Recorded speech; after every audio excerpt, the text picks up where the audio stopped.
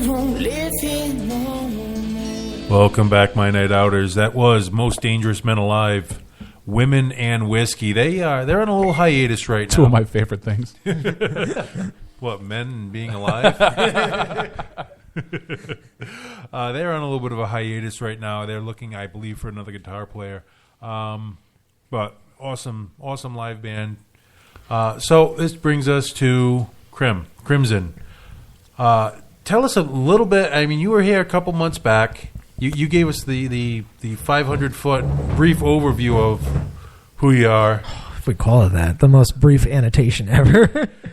Yeah. So give us a little more detail. Now, first off, you're a announcer at Rhode Island Roller Derby. Providence Roller Derby, yes. Providence Roller Derby. And How did that come about? it was actually I was attending a few of the bouts. At the time I was dating a skater. They had Jetta Von Diesel. She's like, oh, you should come to roller derby bouts. I do. I'm like, okay. Came to a few, and that's where I met their announcer at the time, the Reverend Almighty, who you might know from the Zombie Night and a few other things. And you'll hear his voice on the radio often as well. Yep. And then he got talking with me. He's like, you should try announcing. I'm like, sure, I'll give it a shot, and again, it's like having that stage presence, being like in a band and also being pro wrestling.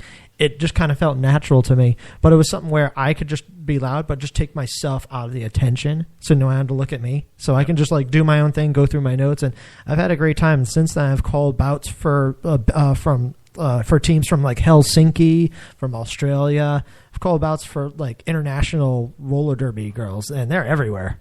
And now you travel with this. Yes. It's not just stuck in Rhode Island. Oh, yeah. You definitely travel around. They have a travel team, which is the Rhode Island Riveters, which is like their all-star team of Providence.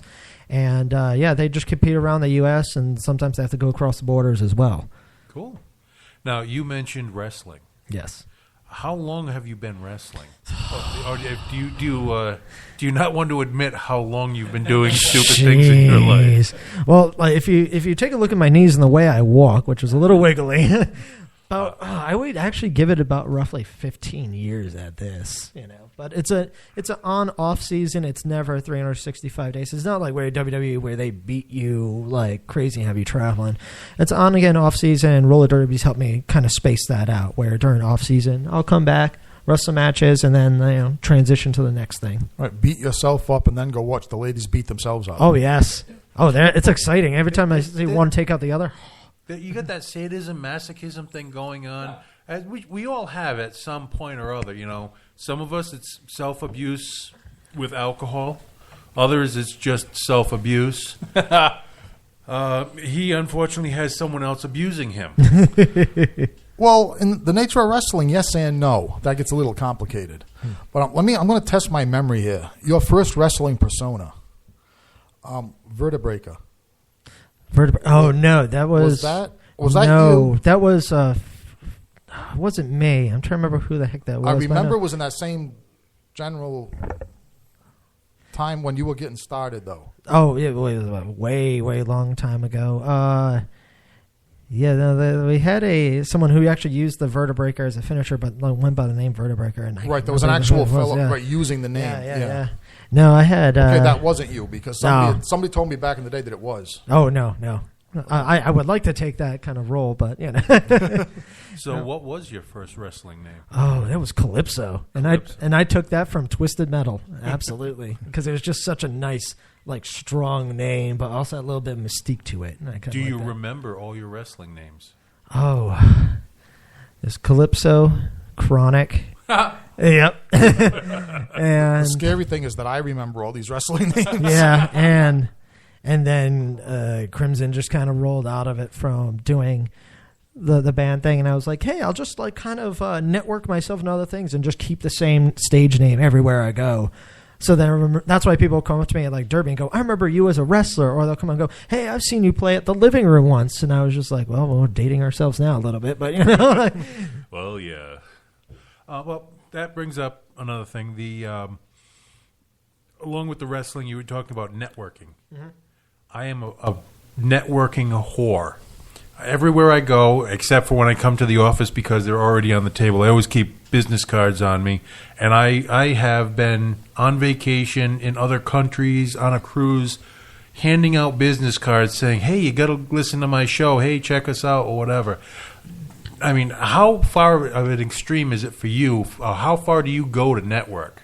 Anywhere and everywhere. Whenever a conversation strikes up that I have something I can relate to, and I'll even reach out and go, "Wait, what do you do? What do you do in this? What are you involved with?" And then we start connecting. And it's, even when we're talking about the age of podcasts, it's even easier on the internet as well to start working with people like across the ocean, you know, and to start working with them and their project, and then like maybe you guys combine a project together.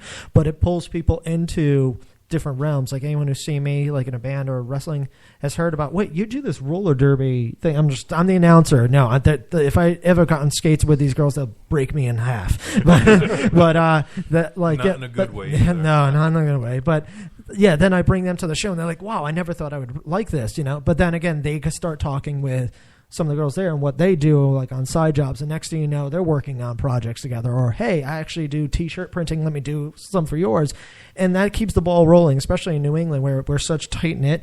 It's actually surprising there's a lot of people that just don't actually network together, even though we're this close. And you can really build how, you know, Providence used to be a big industrial world that it used to be, in my opinion. Oh yeah. Does the networking though? Now, here's a problem I have let me think. I've left out the wrestling. Mm-hmm. I leave that to others. But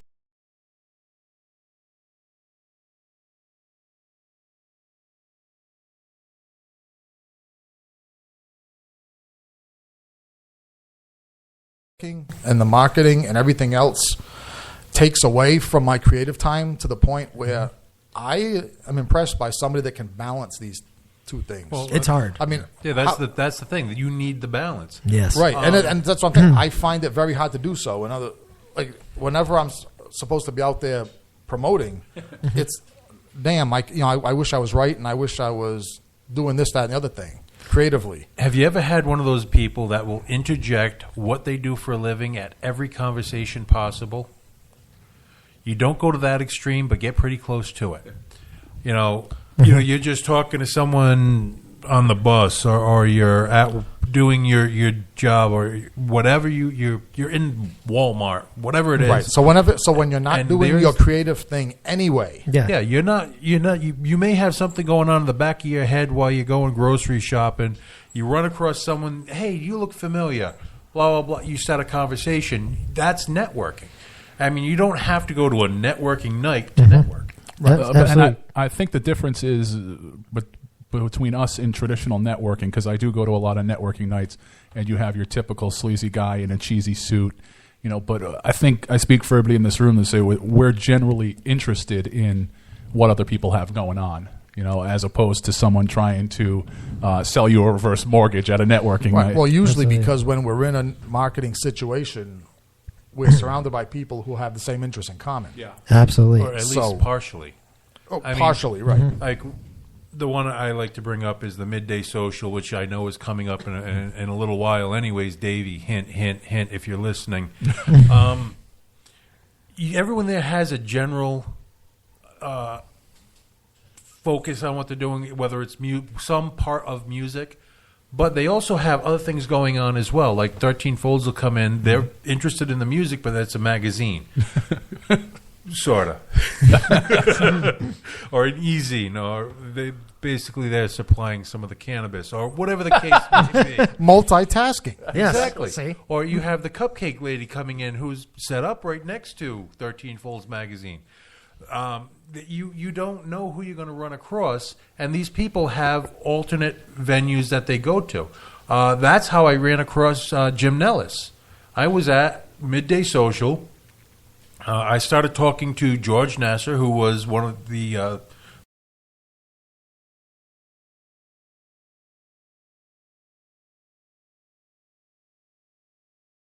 introduced me to other people.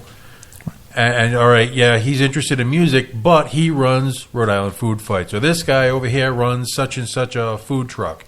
And the networking takes off from there. Absolutely. And to get back to even your original question, I find energy cyclical, especially if it's something that you have a passion into or something that you find really you can connect with.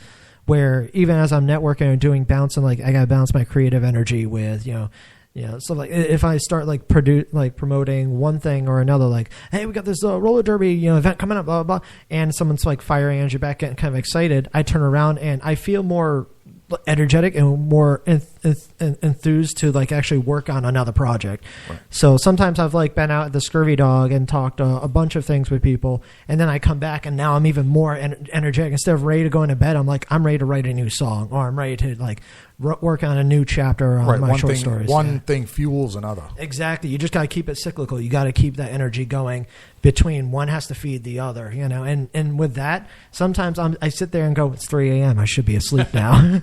Okay, and stepping out of my devil's advocate role, in which I asked that question, yep. I will add now stepping back into my Gorner persona.